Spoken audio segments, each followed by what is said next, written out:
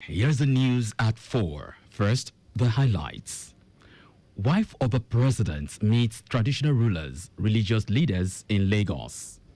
Nigeria, Benin Republic signs memorandum of understanding to strengthen grassroots border cooperation. On the foreign scene, Israel Defense Minister vows to destroy Gaza unless Hamas disarm, frees hostages. And in sports, Nigeria rugby players set for training in United Kingdom ahead Women's Rugby World Series in Canada. Now the details. I am John Omoaka.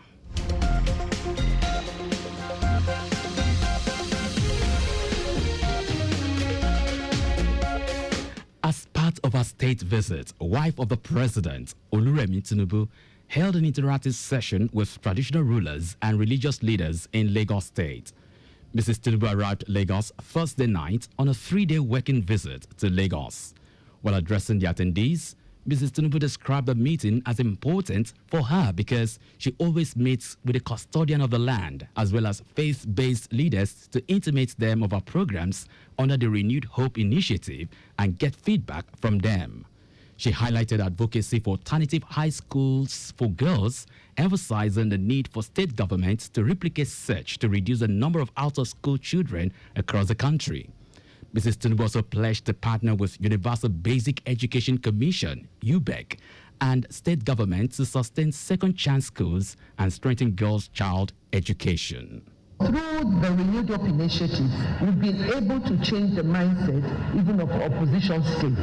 And we are all working together to make sure that we can give all these programs to get to the grassroots. At least few people, if they get and another person gets, before we know it, it will go all around. The president's wife acknowledged requests presented by the Ayongure of Ikorodu, Obadewale Shotobi, who spoke on behalf of royal fathers and assured them that their demands on constitutional recognition and enlisting of the 37 local council development areas will be relayed to the National Assembly. In his welcome speech, Lagos State Governor Babajide Sanwo-Olu commended Mrs. Tinubu for deeming it fit to visit the state and constant support through her transformative initiatives that transcends politics and reinforces national hope. And for the next couple of days, when you are going to be with us, it will be a time of success. It will be a time of real renewed hope for our people. And it will be a time that it will go into the testament of Lagos as a time when you came, you helped us rebuild, on all of the things that we're doing, and you gave us all the encouragement to continue to do. On his part, Speaker of the Lagos State House of Assembly, Mudashiru Obasa, expressed optimism that an interactive session with the traditional and religious leaders in Lagos will further seal the already existing developmental agenda of the state. I think she has done a very, very good thing. I mean, the very right step in the right direction, having all the KBCs, the Muslim clerics and Christian, I think it's a very good one. And with the party leaders, this kind of announcements, that I believe we ginger awareness among Lagosians that we have our First Lady in Lagos, and she's very welcome, and we are ready to embrace her. Oh no, she's at least one of us. She's a Lagosian, and she has been doing good things before. Our correspondent, Adiola Kindele, reports that the event was attended by dignitaries, including wife of the Vice President, Nana Shetima, wife of the Governor, Ibijoke Sanwo-Olu, Deputy Governor, Obafemi Hamzat, and his wife, Oluremi, members of the State Executive Council, lawmakers, party faithful, other top government functionaries, among others. Lagos State Government has reiterated its commitment to ensure all residents have access to safe, affordable water and good sanitation services across the metropolis. The Permanent Secretary, Office of Drainage Services and Water Resources, Mahmood Adegbite, said this during the Lagos Water Partnership Steering Committee meeting in Alausa. Adegbite said the state government brought together high-capacity institutional expertise for productive deliberations and decisive actions in the water sector saying the meeting underscores collective commitment to transforming Lagos into a water-resilient megacity and that every decision made at the meeting would make an impact on millions of Lagosians. The Supervising Tutor General and Permanent Secretary, Education District 2, Olusegun Oshinaike, has commended the Association of Professional Counselors of Nigeria, APROCON, for their dedication and contributions to the growth of education in Lagos State. Oshinaike pointed out that the professional associations in the sector have been instrumental in actualizing Governor Babajide Sanwo-Olu's Themes Plus agenda. He gave the commendation during a courtesy visit by members of APROCON and Education District 2 to his office, stressing that the association has been making positive impacts in the holistic development of students across the state. And now to the rest of the stories. Nigeria and the Republic of Benin have signed a memorandum of understanding to bolster collaboration between local governments and traditional authorities across their shared borders.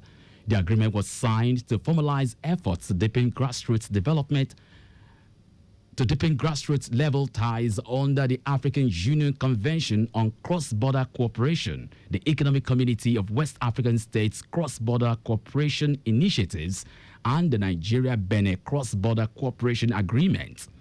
Head Information and Public Relations Unit, National Boundary Commission, Efe Ogwakpore, said the MOU establishes a framework for cooperation between Nigeria's bordered local government areas and Benin's communes, as well as traditional rulers from both countries. It aims to tackle pressing issues, including cross-border crimes, while reviving historic, cultural, and social ties fractured by colonial-era boundaries. The federal government has reaffirmed its commitment to empowering Nigerian women through agriculture with the unveiling of the Women's Agro-Value Expansion Program by the Minister of Women Affairs, Imam Sulaiman Ibrahim. The minister announced the initiative during the Renewed Hope Government Enterprise and Empowerment Program Roundtable meeting in Abuja. Sulaiman Ibrahim commended the Ministry of Humanitarian Affairs and Poverty Alleviation, the National Social Investment Program Agency, the GEEP team, and all the stakeholders for their dedication to inclusion and empowerment. She emphasized that women's empowerment remains central to nation building. And now to foreign news. Israeli Defense Minister Israel Katz has vowed to destroy Gaza City if Hamas did not agree to disarm, release all remaining hostages in the territory, and end the war on Israel's terms. The statement came after Israeli Prime Minister Benjamin Netanyahu said he had ordered immediate negotiations aimed at freeing all the remaining hostages in Gaza. Netanyahu said the push to release the hostages would accompany the operation to take control of Gaza City and destroy the Hamas stronghold. It will be recalled that earlier this week, Israeli Defense Minister authorized a call-up of roughly 60,000 reservists to help seize Gaza City. Now sports. Two of Nigeria's women's rugby league talents, Rachel Elia and Blessing Aladeyelu, have been offered opportunities to train with top English clubs in preparation for the Women's Rugby League World Series in Canada this October.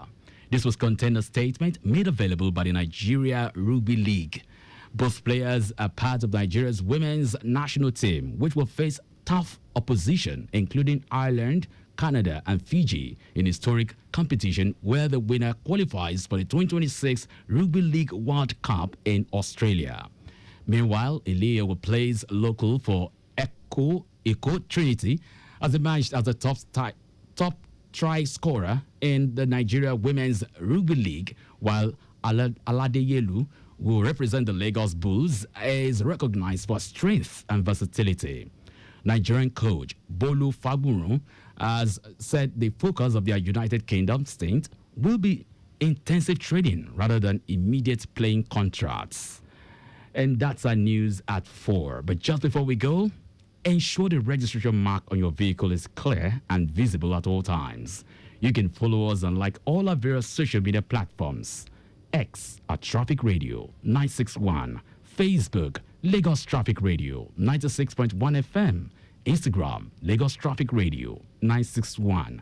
Subscribe and watch our news and programs live on YouTube at Traffic Radio 961. Visit our website at www.trafficradio961.ng. You can also listen to Lagos Traffic Radio 96.1 FM live on my Lagos app for timely updates. Did you know that the Sanwo-Olu administration organized a mentorship seminar for over 1,000 youths on the theme Agri-Premier, Strategy for Wealth Creation? You can get more details on the Lagos State Government website. To end the news, here are the highlights of the major stories. As part of our state visit, wife of the president, Oluremi Tinubu, held an interactive session with traditional rulers and religious leaders in Lagos State. Nigeria and the Republic of Benin have signed a memorandum of understanding to bolster collaboration between local government and traditional authorities across their shared borders.